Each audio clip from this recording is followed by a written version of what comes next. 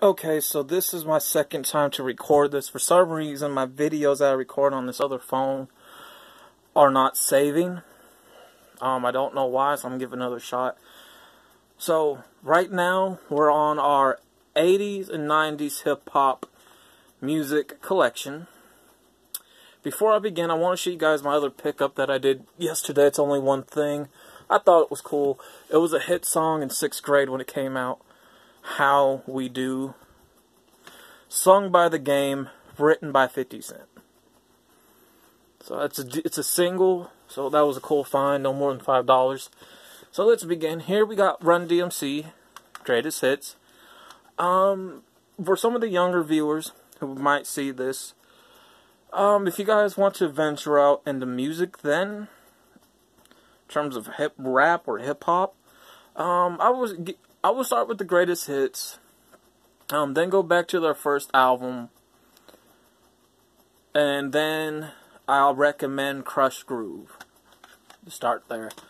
Here we got LL Cool J. Now, I couldn't really tell you guys where to begin with LL Cool J, but I do recommend this album, which is his second album, Walk Like a Panther. Next, we got Young MC. And for those that don't remember Young MC, he sings the song, Bust a Move. You want it?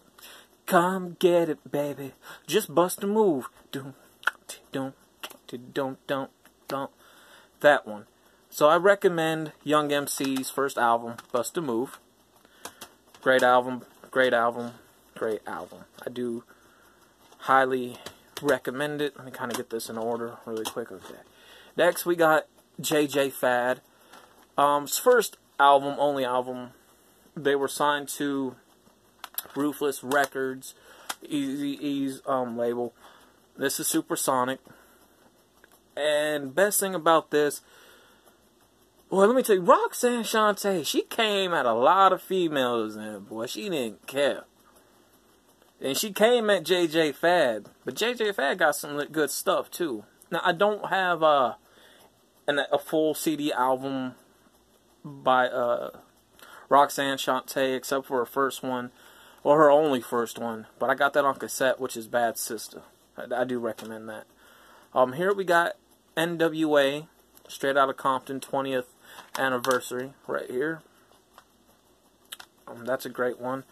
Here we got Nina Cherry, first album, which is, I think, what the hell's the name of her first album? It's right there.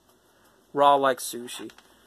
Great album. Now, she had other albums prior to this, but they just didn't click. They didn't hit. Because around after this, she did become a mother and started her own cooking show. Yes, she did. Here we got MC Hammer's first album. I don't really care for it. I think his first or third album, which is his best album, plus it has the hit song on there, Hammer Time. Here we got Biggie Smalls, Greatest Hits. And where to start with Biggie Smalls? I do recommend the Greatest Hits album. Start with his first one, and then his second one. And then his Greatest Hits. Because really, the Greatest Hits is a mixture of the first and second album. I do recommend that. Here we got Snoop Dogg's first debut album, Doggy Style. Now, what do I recommend to start with Snoop? Go back to Dr. Dre's The Chronic. Dr. Dre's The Chronic album is really Snoop Dogg's introduction to the hip-hop industry, along with his group, The Dog Pound. Then followed by his solo album, which is Doggy Style. His second album, what was his last album on Death Row, which was The Dogfather. Start with his first reboot album when he was signed to No Limit Records, and then go to Snoop line. But this right now is the only one I got because I am taking a break on collecting music for a while to get some other things out the way. But I will pick back up. Now, TLC. We're gonna, in order to start with their album, easy. Start with their first one, Ooh on the TLC Tip. Very great album. I recommend this one a lot. Then you start with their second album right here, which is Crazy, Sexy, Cool. Followed by their third album. So you want to start with their trilogy first, which is Fan Mail. Their fourth album, which was 3D, I recommend skipping that because that was made after Left Eye's death. And then their last studio album, which was last year. I do not recommend those two. Then I do recommend these ones right here, which is a part of the trilogy pack, is Left Eye's first solo album, and their only solo album, which is Supernova. For, like I said, the younger people that will see this, listen to the CD version, and then listen to the vinyl version because you're gonna hear differences in it. This one is unfinished because of the company. The vinyl version is the full finished version from the family that put it out, because they did sue the company. Real talk. And then you have Legacy, which is the remix album for the audio CD version of Supernova, and it has Little Mama, Missy Elliott, Chameleonaire, her sister Raindrop on this album, and it comes with the DVD. So I recommend that. Here we got Seal's album. Honestly, I got it for like one song, which is Kiss from a Rose. But I kid you guys not, when I first downloaded the song, I got the other version of the song, which has different lyrics, different words, and with the chorus. And it wasn't called Kiss by a Rose, it was called Kiss from a Hero. So the chorus would be Kiss from a Hero, but beyond the grave. And I really love that version. I don't know what happened to it.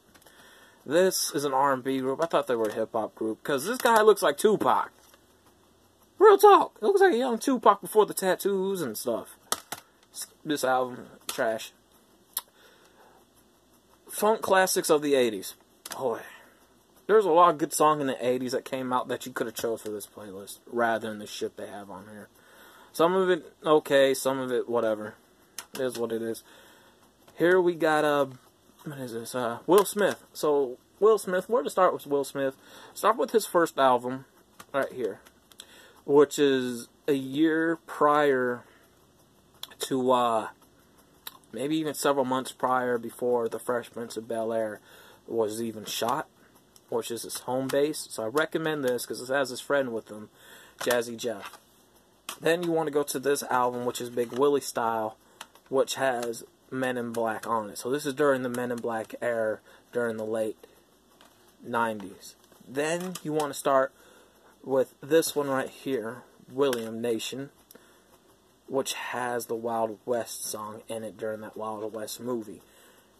He did have other albums in the 90s as well, even some during the 2000s, but mostly he branched beyond music, which he became more of a Hollywood star in terms of movies. But I do recommend these three that I showed you, because those are the main ones in his career. Now, you guys want to talk the real female gangster hip-hop artist, Boss. You know, she's no longer around anymore. She died of stomach cancer. But, you know, she was maybe signed to Def Jam, but she teamed up with Easy on this album to work with him, for he can work with it on her, with it. And if it wasn't for Boss, you guys wouldn't have Remy Ma. You guys wouldn't have the Nicki Minaj or the Cardi B's if it wasn't for Boss. And that's real talk. Here we got Eazy-E's greatest hits. Where to start with Eazy-E, if you guys want to check him out. Start with the NWA album, Straight Outta Compton. Go with Easy Does It after that, which is his first solo. And then this one right here. Here we got Bone Thugs and Harmony. There's a lot of Bone Thug albums out there. I do like Bone Thugs, but I recommend their second album more. To me, their second album is their best album, and that's just my opinion. And to me, they just never could top it. They never could top the second album. It was made several months. It was made in the beginning before Eazy-E's death. And then they finished it right after. So this album took place in a short amount of time during the AIDS process when Eazy got diagnosed with it, when he was in the hospital, and even after his death. And he had something to do with this album before he died. He made sure of that. So I recommend Bone Thugs' second album, which is called East 1999 Eternal E. Then we got a single CD right here, which is Fly Like an Eagle from the Space Jam album. The Space Jam album, that's hard to find now. That's all I'm going to say. This right here is my first album, my first CD that I ever owned, very first, which is Aaron Carter's House Party.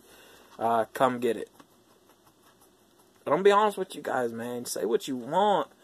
But this was a great album when it came out. For a kid his age to combine fun pop music and a little bit of hip-hop, it did good back in 1999. It made the top 10, top 5 charts of best-selling albums of that year. So, that's about it, guys, man, for my, this is what, part 7 of my update music collection for 2018. And tomorrow, we got our last part, and it'll be with the 2000s. And I'm out.